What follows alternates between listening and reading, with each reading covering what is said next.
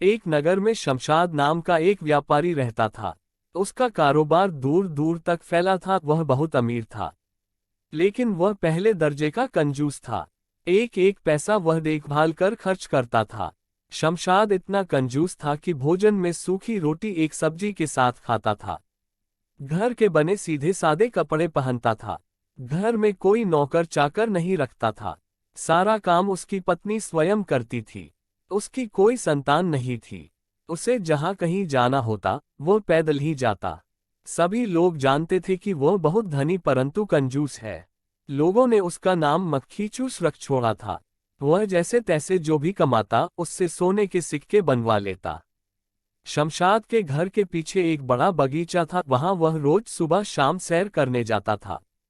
उसी बगीचे में एक पेड़ के नीचे उसने एक बड़ा सा घड़ा मिट्टी में दबा कर रखा हुआ था। जो भी दौलत वह इकट्ठी करता सोने के सिक्कों के रूप में उस मटके में डाल देता।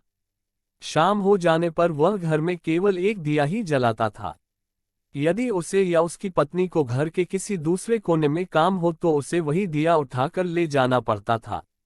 शमशाद अपनी जोड़ी हुई दौलत के बारे में किसी को नहीं बताता था, यहाँ तक कि उसकी पत्नी को भी इस बात का आभास न था कि उसका पति इतनी दौलत इकट्ठी कर रहा है। वह समझती थी कि उसके पति का कारोबार मंदा है, इस कारण वे रूखा सूखा भोजन खाकर रहते हैं।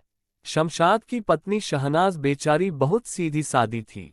वह घर से बाहर नहीं निकलती थी, इस कारण वह यह भी नहीं जानती थी कि लोग उसके पति को कंजूस मक्खीचूस नाम से पुकारते हैं। उसकी इच्छा होती कि वह नए नए कपड़े पहने, आभूषण बनवाए, लेकिन पति की आमदनी बहुत कम जानकर वह किसी भी चीज की फरमाइश अपने पति से नहीं करती थी।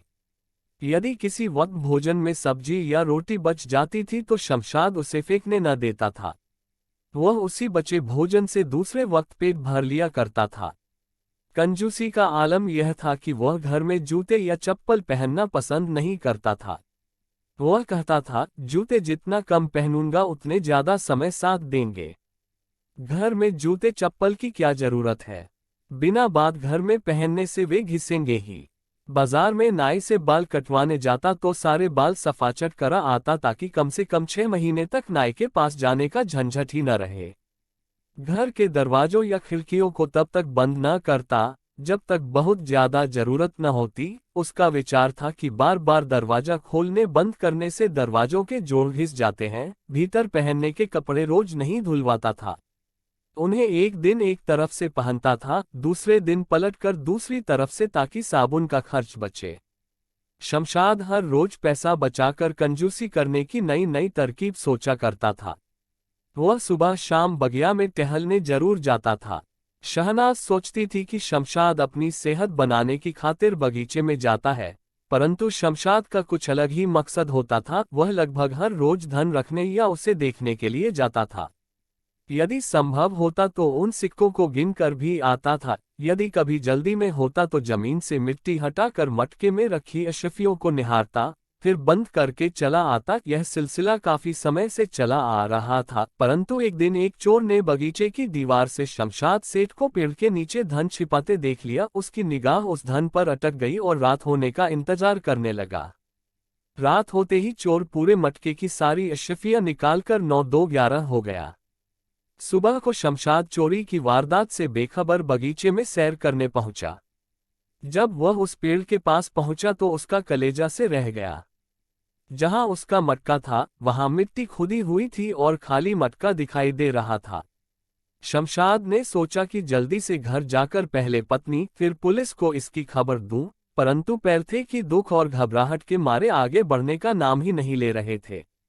वह 2-4 कदम ही चला था कि बेहोश होकर गिर गया। जब बहुत देर तक वह घर नहीं पहुंचा तो उसकी पत्नी बगीचे में पहुंची। जैसे तैसे पड़ोसियों की सहायता से शमशाद को घर लाया गया।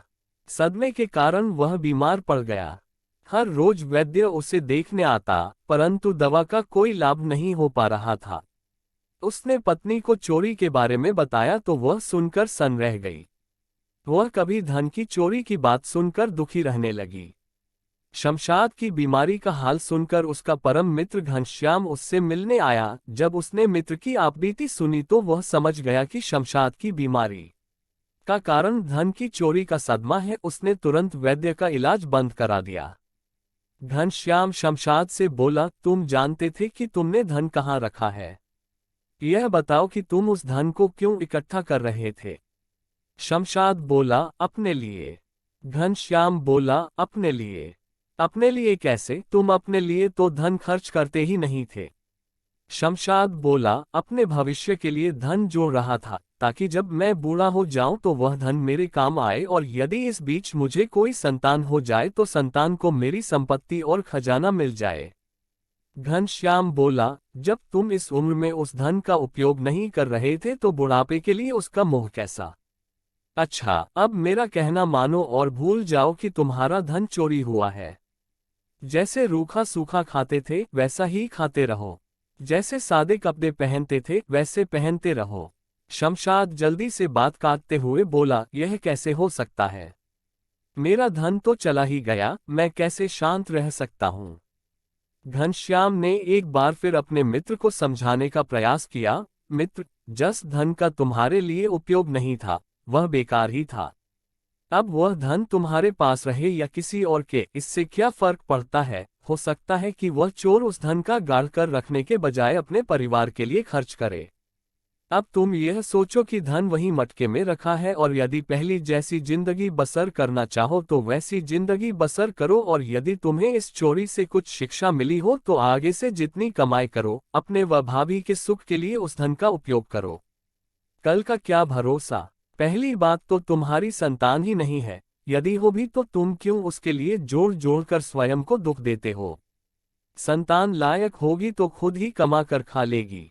मुफ्त में मिली दौलत से तो संतान बिगड़ जाती है और उस धन को अय्याशी में बर्बाद कर देती है।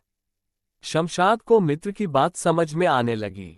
धीरे धीरे वह चुस्त और स्वस्थ हो गया। उसे समझ में आ गया कि जो मजा स्वयं कमकर खर्च में है, वह जोड़कर रखने में नहीं।